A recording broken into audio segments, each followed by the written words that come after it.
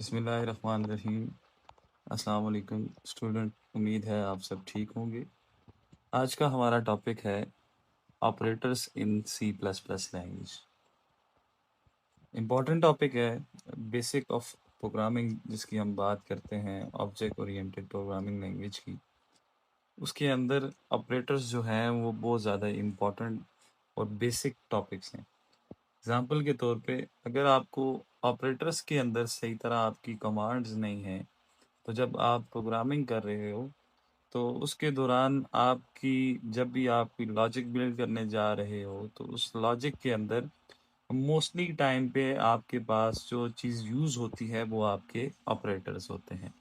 सो operators की सही तरह से आपको नॉलेज होना चाहिए कि कौन से ऑपरेटर्स को हमने किस टाइम पे इस्तेमाल करना है, कहाँ पे हमारे पास कंडीशनल ऑपरेटर्स इस्तेमाल हो रहे हैं, कहाँ पे हमारे पास रिलेशनल ऑपरेटर्स इस्तेमाल हो रहे हैं किसी भी वेरिएबल के साथ, कहाँ पे हमारे पास लॉजिकल ऑपरेटर इस्तेमाल हो रहे हैं किसी भी वेरिएबल्स के साथ।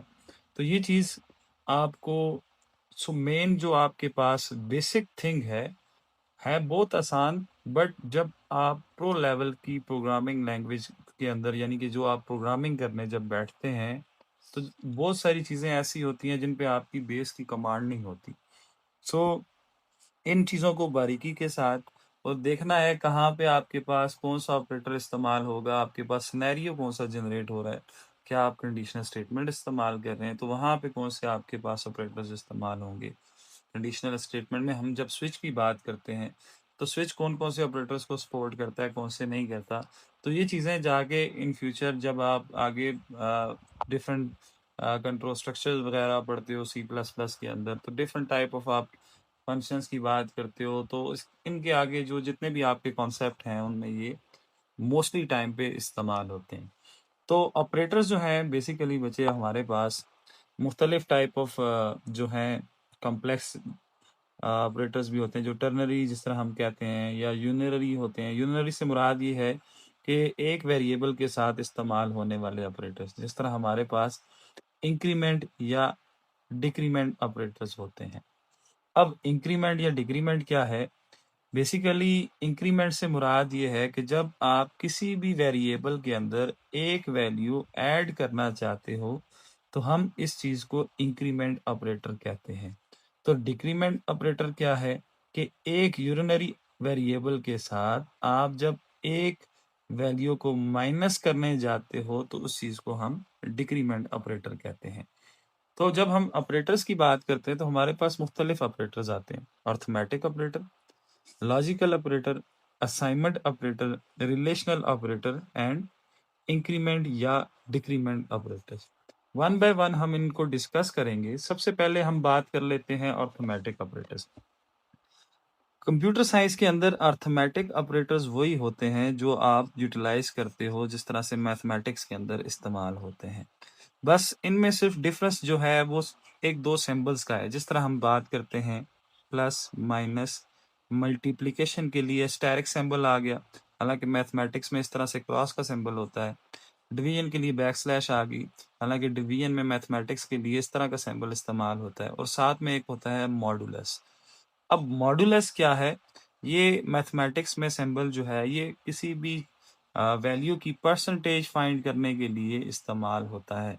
बट जब हम कंप्यूटर साइंस की बात करते हैं तो कंप्यूटर साइंस में मॉड जो है ये बेसिकली रिमाइंडर वैल्यू होती है मैथमेटिक्स के अंदर। यानी कि जब हम दो नंबर्स को डिवाइड कर रहे हैं, लेट्स सपोज हमारे पास एक नंबर है 5, उसको हम जब 2 पे डिवाइड कर रहे हैं, 2 2 ज़ा 4 आ गया। बीच में लास्ट में जो हमारे पास एक वैल्यू बच गई 1, ये हमारे पास कंप्यूटर साइंस में मॉडुलस कहलाता है। सो अर्थमेटिक ऑपरेटर्स आपके पास कौन कौन से हैं? पहला है प्लस, दूसरा माइनस, मल्टीप्लिकेशन, डिवीजन और मॉडुलस। उसके बाद ऑपरेटर्स के टॉपिक में हमारे पास जो नेक्स्ट ऑपरेटर आते हैं वो आते हैं रिलेशनल ऑपरेटर। अब रिलेशनल ऑपरेटर जिस तरह देखें नाम से ज़ाहिर है, दो वेरिएबल्स के दरमियान रिलेशन फाइंड आउट करना। यानी लेट्स सपोज हमारे पास दो वेरिएबल हैं, एक वेरिएबल है ए, दूसरा वेरिएबल है बी। अब इन दोनों के दरमियान रिलेशन फाइंड करना है। अब इन दोनों के दरमियान क्या क्या रिलेशन हो सकता है? जैसे मैंने ऊपर लिखा है, या दोनों ग्रेटर देन हो सकता है, एक ग्रेटर होगा दूसरे से, एक लेस देन होगा दूसरे से, या तो ग्रेटर होगा या वो इक्वल होगा दूसरे के, या एक लेस होगा या इक्वल होगा दूसरे के, या दोनों वेरिएबल आपस में इक्वल वैल्यूज रखते होंगे, या दोनों की आपस में इक्वल वैल्यू नहीं होंगी। तो मैथमेटिक्स में जैसे सिंबल इस्तेमाल होते हैं ग्रेटर देन का, less than, greater than equal to, less than equal to, but computer science में इक्वलिटी के लिए डबल इक्वल टू इस्तेमाल होता है। सिंगल इक्वल टू हमारे पास नेक्स्ट ऑपरेटर है हमारा असाइनमेंट ऑपरेटर, वो एज अ असाइनमेंट ऑपरेटर इस्तेमाल होता है। उसको हम सिंगल इक्वल टू को नेक्स्ट जो हम ऑपरेटर डिस्कस करेंगे उसमें हम इसको देखेंगे।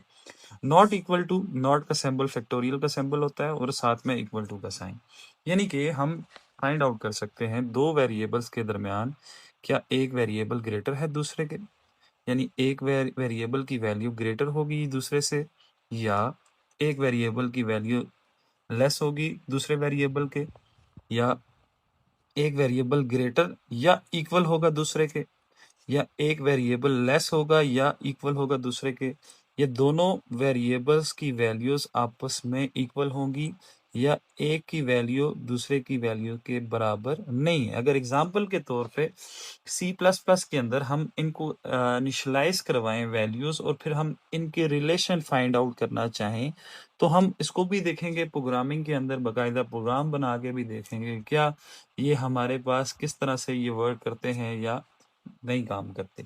एग्जाम्पल के तौर पे हम कह देते हैं, असाइन कर देते हैं वैल्यू a को 5 और b को हम कह देते हैं कि वो हमारे पास 4 वैल्यू रखता है।